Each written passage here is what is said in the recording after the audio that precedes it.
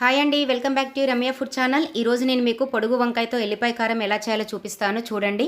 ముందుగా వంకాయలు ఇలా పొడుగ్గా ఉన్న వంకాయలు తీసుకొచ్చుకోవాలి. స్ట్రైట్గా ఉండే వంకాయలు తెచ్చుకోండి. ఇవి వాటర్లో కడిగి తడిపోయేంత వరకు తూర్చుకొని పెట్టుకోవాలి. వాటర్ అసలు ఉండకూడదండి, ఎందుకంటే మనం ఆయిల్లో ఫ్రై చేస్తాం కాబట్టి తడి లేకుండా తూర్చుకోండి. ముందుగా ఈ బొడిపని కట్ చేసి నేను చూపిస్తున్న విధంగా మధ్యలో మాత్రమే కట్ చేయండి. అటుకొనకు ఇటుకొనకు కట్ చేయకూడదు, మిడిల్లో మాత్రమే కట్ చేయాలి. అప్పుడే మనం ఆయిల్లో వేసిన తర్వాత ఎల్లిపాయ కారాన్ని స్టఫ్ చేయడానికి ఈజీగా ఉంటుంది. ఇలా ఈ విధంగా కట్ చేయాలి. అన్ని వంకాయలు ఇలాగే కట్ చేసుకొని స్టవ్ వెలిగించుకొని బాణీ పెట్టి బాణీ హీట్ అయిన తర్వాత ఆయిల్ వేసుకోండి. కొంచెం ఆయిల్ ఎక్కువగానే పడుతుంది, కానీ మనం వీటిని 5 మినిట్స్ మాత్రమే వేయిస్తామండి. ఎక్కువగా వేగనివ్వము. ఆయిల్ కూడా చాలా తక్కువగా అబ్జర్వ్ చేస్తుంది. వేసుకోవడం మాత్రమే కొద్దిగా వేసుకుంటామండి.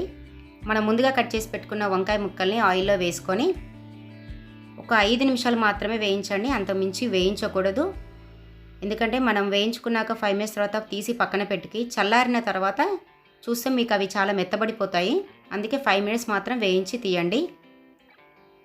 ఈ వంకాయ ఎల్లిపాయ కారము చాలా బాగుంటుందండి. ఇది సైడ్ డిష్గా చాలా అంటే చాలా టేస్టీగా ఉంటుంది. ముఖ్యంగా ఇది సాంబార్లోకి కానీ, పప్పులోకి కానీ, పచ్చి పులుసులోకి కానీ, రసంలోకి కానీ చాలా చాలా బాగుంటాయి. మీరు ఒకసారి ట్రై చేయండి. పచ్చి పులుసులోకి అయితే అద్రహో అన్నట్టుగా ఉంటుంది. తినే కొద్దీ తినాలనిపిస్తుంది. సో 2 టేబుల్ స్పూన్ల కారానికి ఒక 10-15 వెల్లుల్లి రెబ్బలు వేసుకోవాలి. అలాగే ఒక స్పూన్ సాల్ట్ కూడా వేసుకోవాలండి. 2 టేబుల్ స్పూన్ల కారానికి 1 టేబుల్ స్పూన్ల ఉప్పు సరిపోతుంది. దీనికి తొందరగా సాల్ట్ ఎక్కువ అవుతుందండి, కొంచెం చూసి వేసుకోండి. ఇప్పుడు వీటిని కచ్చాపచ్చాగా దంచుకోవాలి. మరీ మెత్తగా కూడా దంచుకోకూడదు. నేను చూపిస్తున్న విధంగా కచ్చాపచ్చాగా దంచుకోండి. ఇలా కచ్చాపచ్చాగా దంచుకున్న ఎల్లిపాయ కారాన్ని కొద్దిగా తీసుకుంటూ మనం ముందుగా వేయించి పెట్టుకున్న వంకాయ ముక్కల్లో స్టఫ్ చేసుకోవాలి. అంతేనండి, ఈ రెసిపీ రెడీ అయిపోతుంది. ఇది ఒక 5 నిమిషాలేనండి దీన్ని ప్రిపేర్ చేసుకోవడానికి. ఎక్కువ టైం ఏం పట్టదు, కానీ రుచి మాత్రం చాలా బాగుంటుందండి. ఒక్కసారి ట్రై చేయండి. ఇంకా మీకు ఈ పొడుగు వంకాయతో రెసిపీస్ ఏమైనా కావాలంటే కామెంట్ సెక్షన్లో మెన్షన్ చేయండి. మీకు తెలిసిన రెసిపీని కూడా మాకు చెప్పండి.